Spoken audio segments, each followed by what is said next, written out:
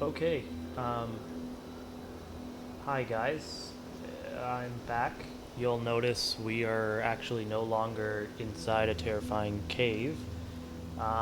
What I did was I looked up how the touch mechanic works, and what that did, it actually told me quite a bit, just about kind of how the whole system works in general. Basically, it looks like every time you come across a particular puzzle or environment, what you're required to do is find all of the elements, and once that's done, it kind of allows you to put the pieces together. I think the game will probably do that for us, but what that means is that, for example, when we come across a body, what we need to do is find all of the different pieces that kind of serve as the backstory to the murder. And when you do that, when you touch the body afterwards, you then get the full story. The portal kind of opens up fully, and so I've gone all the way back to the beginning here because there are some things that I abandoned that we're going to want to readdress and kind of explore more thoroughly, the entire area. Um, my guess is that the traps are one of those as well, because that never really amounted to anything. So I'm going to kind of go through this bit by bit, and I may.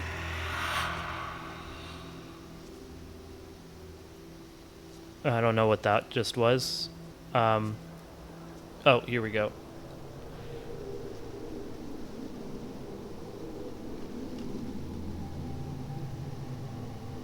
So you can see here the portal is a little more clear.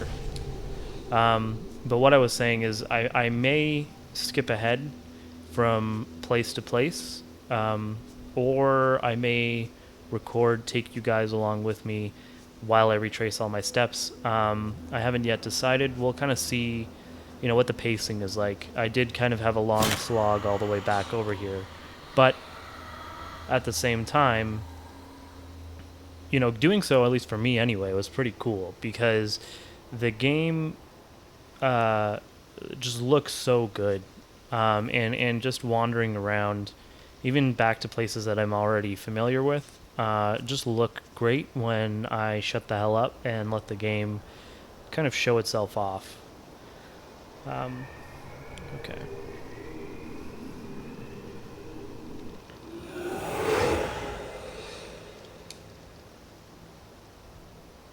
Cool. Okay, so this is, I guess, what the uh, solving an area is supposed to look like.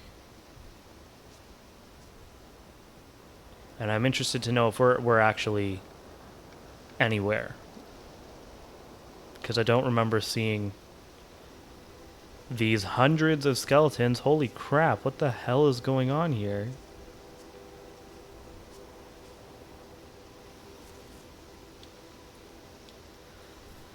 Sap. An old man came to the forest every day to drink sap from the trees. To get there, the old man had to step around many dangerous traps.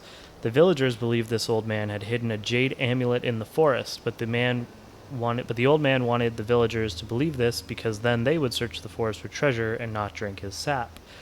One cool fall night, someone set fire to the forest, and the fire spread to the village. The old man escaped the fire by covering himself in sap. When he returned to the village, he found all the villagers' bones. The old man sat down and cried. Then he found more sap to drink. Ethan, I told you, you can't be here. But Gramp, I wrote something for you. That's real nice. Thank you. Just leave it. I'll read it later.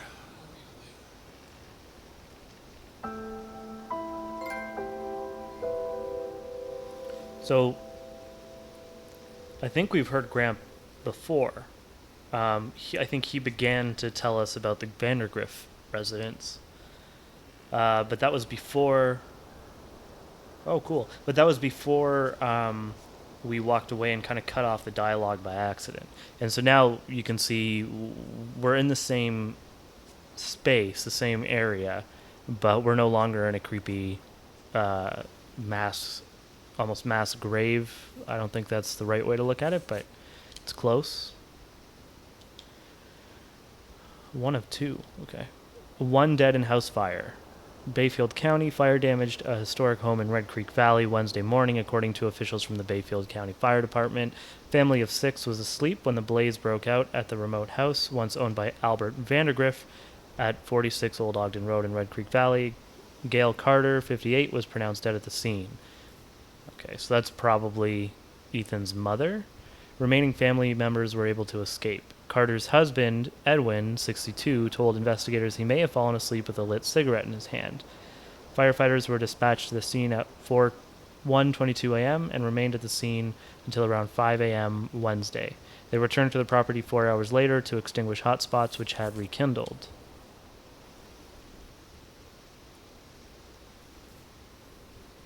So, I mean, I was just saying the Vandergriff house, which was clearly burned down. I mean, we saw that ourselves. We probably were, I mean, obviously we were supposed to have known about this prior to reaching that point. But very cool that we got some backstory. Okay, and now we are right by this bridge again. So last time we came here, I was blown away by the particle effects of this dust blowing across this bridge.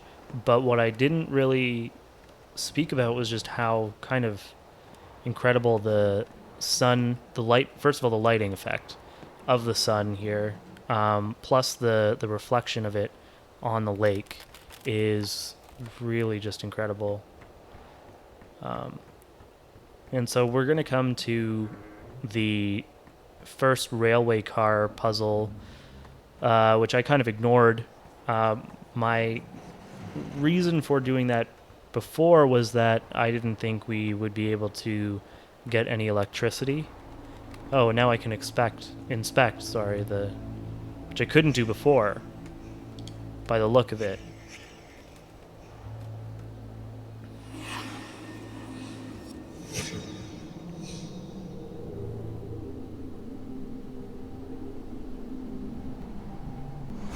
Okay. So this is kind of nuts. We are encountering prompts that we couldn't see before, and I don't know if this is maybe reliant on the puzzle we solved over here before this one would show up. Or maybe I just didn't look at the front of the car from the right angle. It's a little hard to decipher. But so now I've got to get down to the water.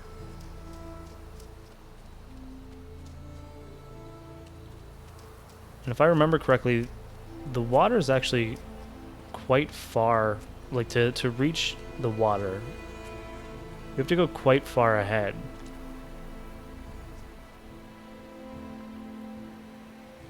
And this is something that, I mean, I don't remember seeing a rope, but I definitely didn't get this prompt before.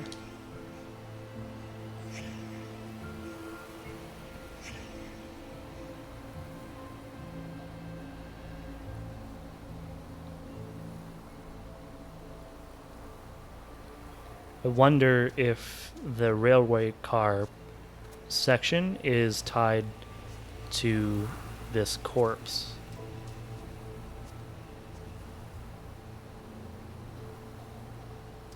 I didn't notice that either. Or this. There's a whole lot that I missed, and I don't know if it's because the prompts weren't appearing or I wasn't... Well, I suppose with the corpse, I was more focused down in that direction. And I may not have even walked up this way.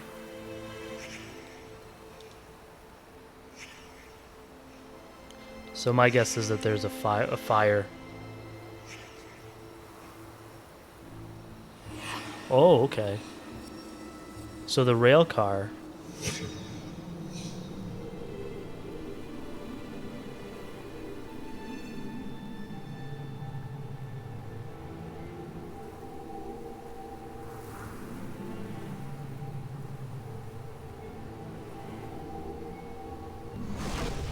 The rail car was placed here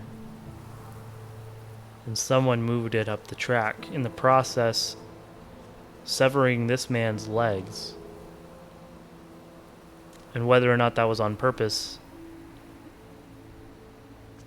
some weird shit down that way. But I think if we continue down this route, we will find the crank, because this brought us down to the water, which is kind of the way that I came through here on the way back. So the crank is probably sitting down here, and I would not be surprised if I stared right at it and didn't pick it up. And yep, that's kind of the way it looks. Okay, and this is covered in blood as well. Every single object we've come across has been bloodstained in some way. There's some heinous shit going on. That's for sure. So now on my way back up here, I'm actually going to interact with this body. It's possible we've now pieced together enough of the crime scene to actually find out what really happened.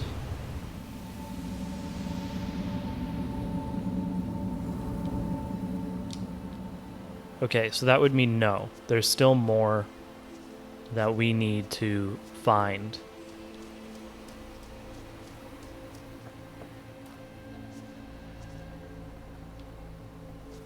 Okay, so that thing that I saw in the distance was actually this sign, or sorry, this post, which I thought was built into the wall and looked more like some weird space technology nonsense.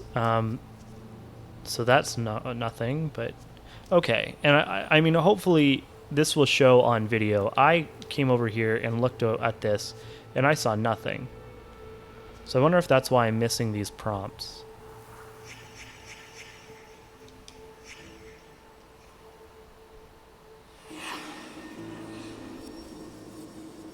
So there should be a rock.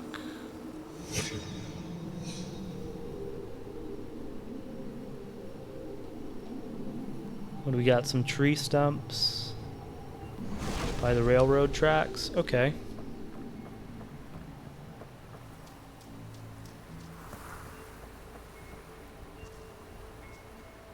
Here we go. And covered in blood, just like everything else. So I think one of the theories about this corpse was that it was kind of bludgeoned with a blunt object. But we still don't have enough. There's more to this. This is quite an elaborate murder that happened here. A lot of pieces. It makes you wonder what happened to the good old days when you could just stab a guy, and that was the end of that.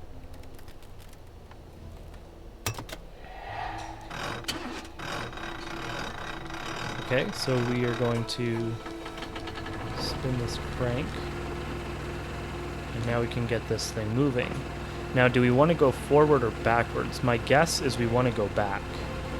We want to bring this thing back to where it was resting, either when the murder occurred or before that.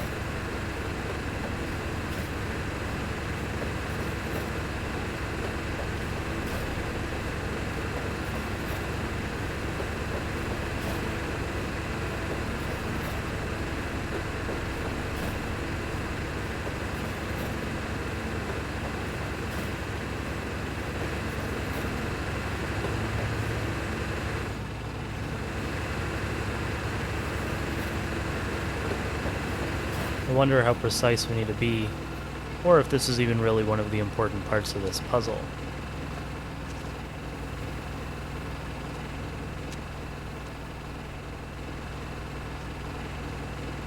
So I think I do need to move it forward.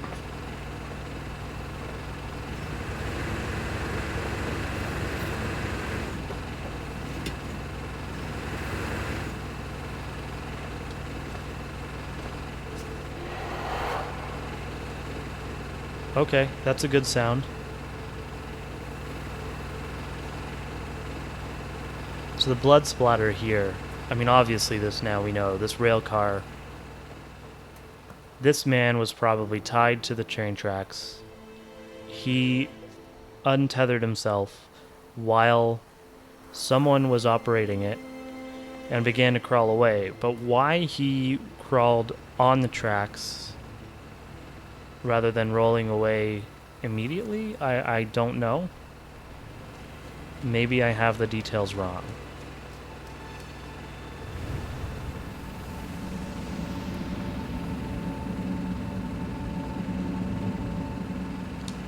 Huh. So that was obviously much bigger than before, but it's still not allowing us to do a whole lot. And I don't know. I mean, again, part of me wonders if this has to do with perspective. The other part of me thinks that we're even still not finished.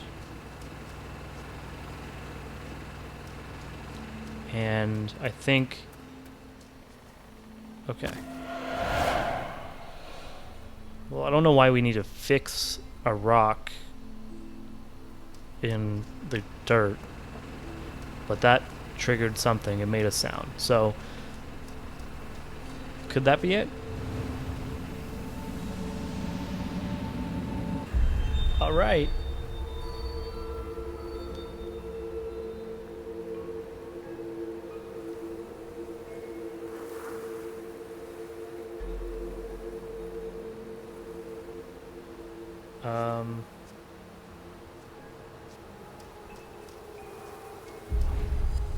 Yeah. Oh, okay. Oh, that is dire. Is this Ethan?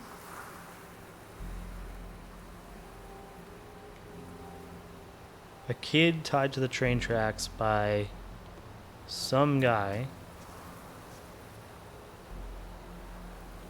Or untied, maybe.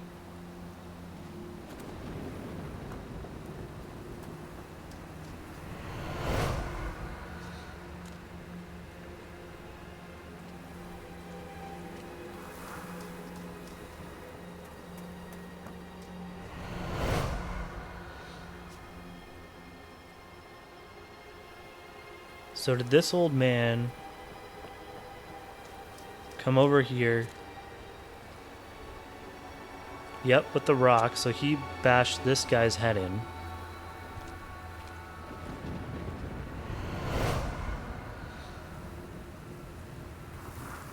And then he's got the crank here. Did he kill the old man with it?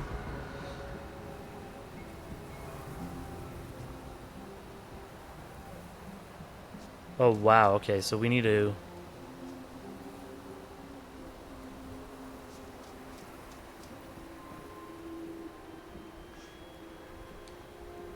I think that might have been first.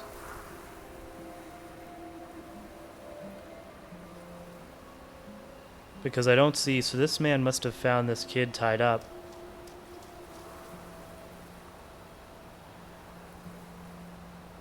No. Yeah. And then he...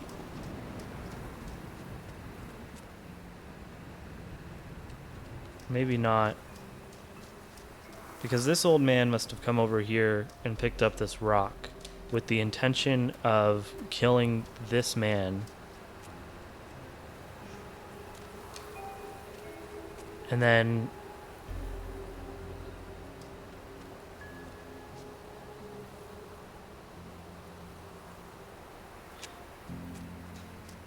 Because this kid is not in the final scene.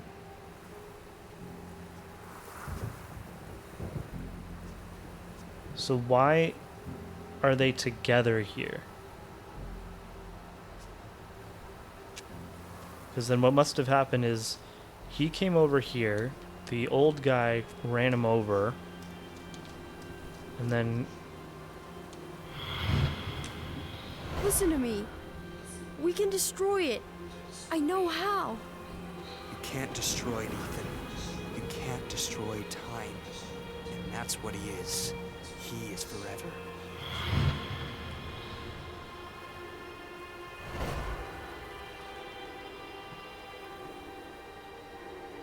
Gale, honey, I wish there was another way.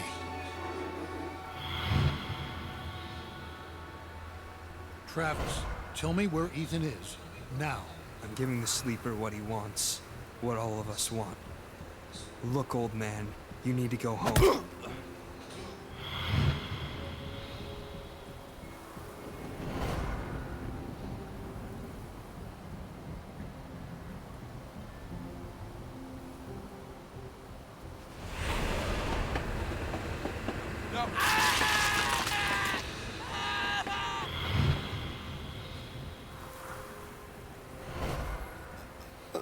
Ethan, run, goddammit.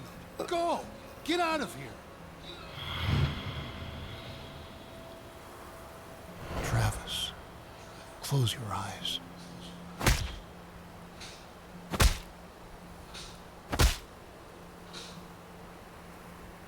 Holy shit.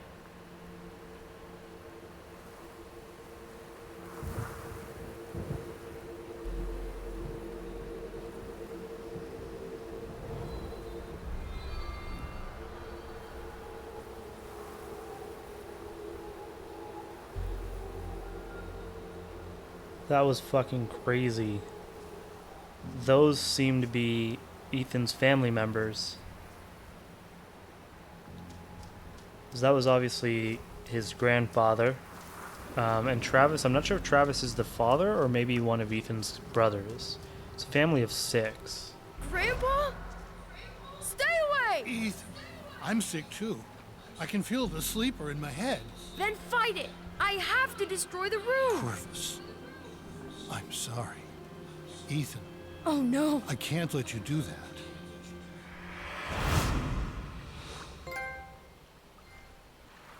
Oh, okay. This Whatever is had turned Ethan's really heavy family stuff. against him, the grandfather was trying to resist. Age helps against those things that feed on hate. Not because of wisdom or experience, because the old are tired. Their hate is less useful.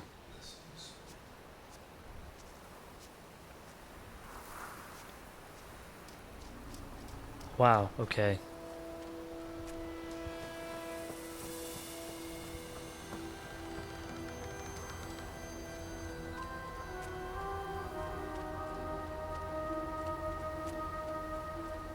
So that was quite the event. I actually thought those were 2 separate puzzles. I didn't think that they would all be related. The sap one is kind of odd. It doesn't seem to have any direct tie to the plot, at least not yet. But what worries me now is there were some prompts that we kind of should have noticed on our first run through, and I'm still not 100% convinced that I just didn't see them. I think that they did not pop.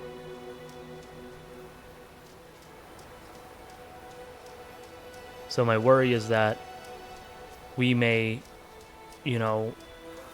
have missed even more. And I'd like to not have to retrace my steps too much. I feel like that would be quite annoying. This weird small tower thing looks a lot like the one that we saw from the other side of that locked gate in the mine. It doesn't make any sense to me space-wise. And I also don't see the gate. So I'm going to ignore that for now. I can't remember where the next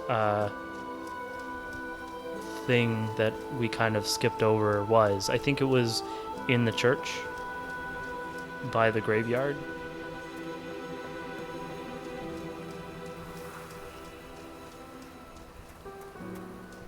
And so I think that will be our next stop.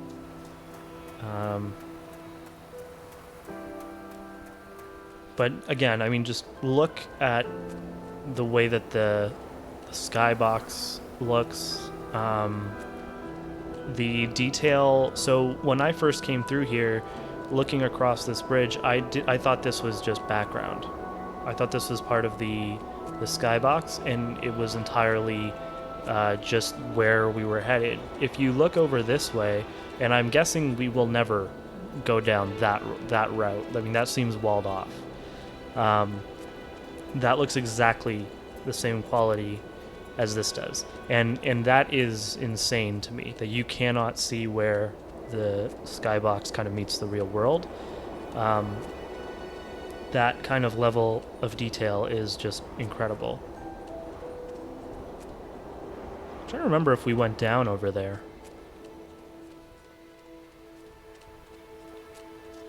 It also makes me wonder, we found an elevator that I kind of very quickly dismissed down this way. And maybe we don't need to just dismiss it yet. Maybe we actually can use it, although I don't know. What I think I'm going to do is I'm going to cut here. This will be it for this episode. And then the next one, I imagine, will take some time to finish up the mausoleum puzzle. I've been using that word repeatedly, and I think I'm using it correctly. I hope I am. If not, let me know. You can call me out for being an idiot. I think that's where we're going to head next, is the mausoleum. So next time I see you, we will be in a creepy graveyard. Alright, see ya.